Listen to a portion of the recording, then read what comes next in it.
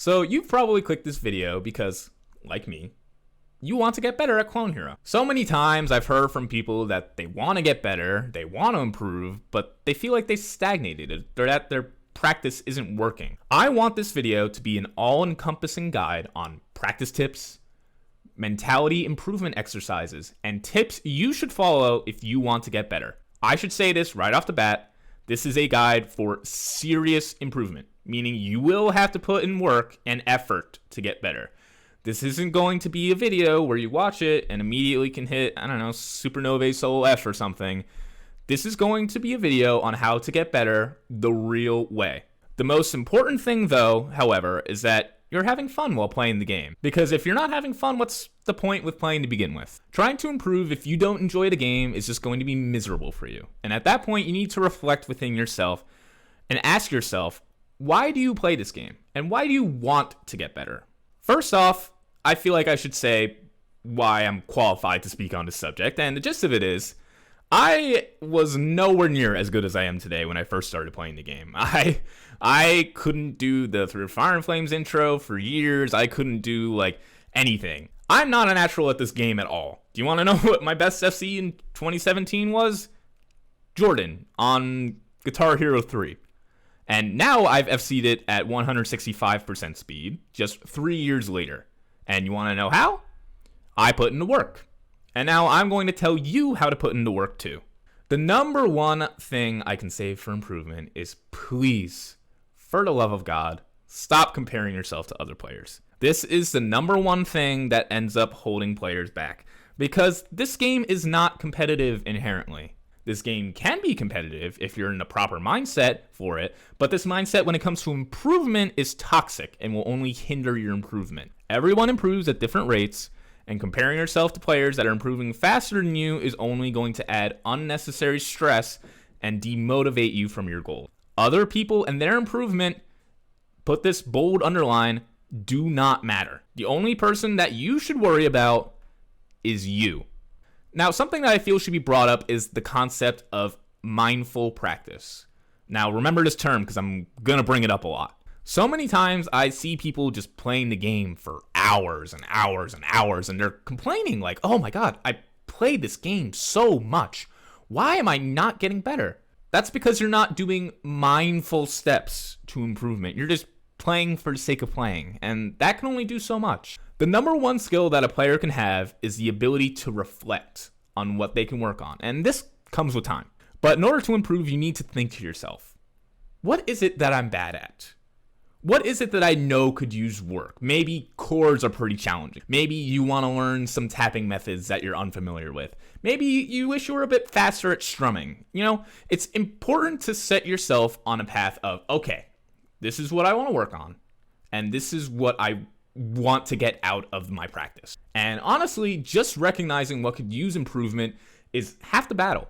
Now I'm going to give some tips and practice advice on how to actually improve knowing what you need to work on. So knowing what you need to work on, focus on songs or sections that are within your skill level or slightly above your skill level. Focusing on songs within your skill level will give you consistency, while playing songs slightly above your skill level will challenge you in a way that you'll be looking to improve. I'm not going to provide songs for every skill set at every skill level, as we would be here for hours, but I will say that there are plenty of resources to find songs to play. There are so many track packs out there, so many charts, that there's always going to be something to work on. If you want to find sections to work on, just watch a bunch of montages. If you want to find songs to work on, I'd honestly recommend the main set list games. They encompass a lot of the necessary skills to work on, and I would highly recommend putting work on them. Either sped up or slowed down, depending. What people really need to stop doing is playing songs that are absurdly above their skill level. So many times I see someone who's never touched a guitar controller before, loading up Solus 4 Expert, getting 200,000 points, and saying to themselves, oh, I'm never going to get this good. I'm never going to get this good to be able to do this. That's not going to help you improve at all. And in fact, it's only going to frustrate you. And it's going to hold you back. Be patient with your improvement, and you will improve. It's as simple as that.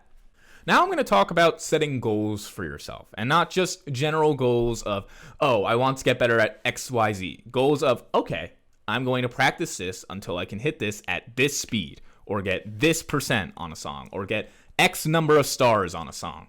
It's easy to want to get better at general skill, but in order to actually do that, you need to set reachable and tangible goals for yourself. For example, one I do frequently is hitting a section at a certain speed, then hitting it 3 times in a row, and then speeding it up by 10% and trying to hit that. Pushing yourself in incremental steps is so beneficial to improvement and will make the path to improvement feel much more linear. Setting goals that are reachable yet still challenging is how you will be able to push yourself as a player.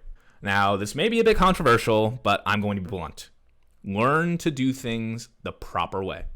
What I mean is don't spam, don't rake, don't slide, whatever, sections that you are not technical enough to hit yet. This only creates artificial skill, and for the sake of improvement is only going to hold you back. I'm not saying that there's anything inherently wrong with these methods. If you enjoy the game by spamming, do whatever, be my guest. But all I'm saying is that trying to cheese your way through sections is not going to allow you to improve in the long run.